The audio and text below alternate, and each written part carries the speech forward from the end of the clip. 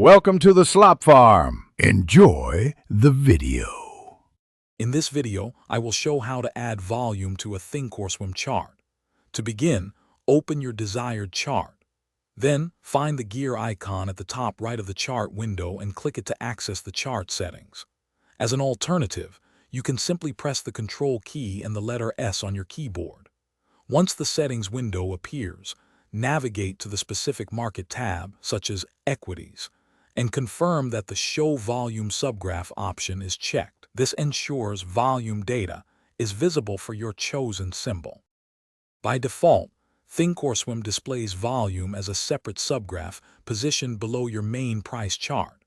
However, you have the flexibility to integrate this data directly onto your price chart.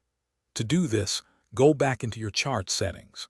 Within the General tab, look for the Overlap Volume checkbox.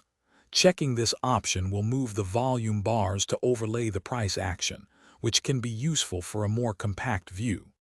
Personalizing the look of your volume bars is straightforward.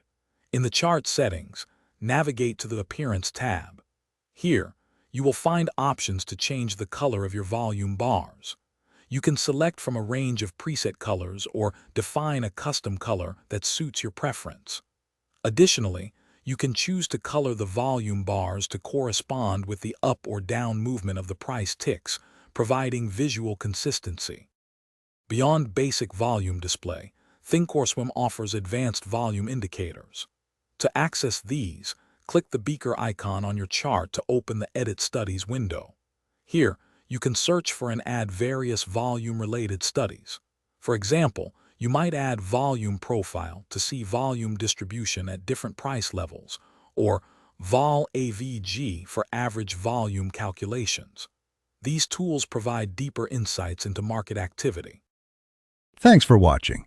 Consider subscribing if we helped you today.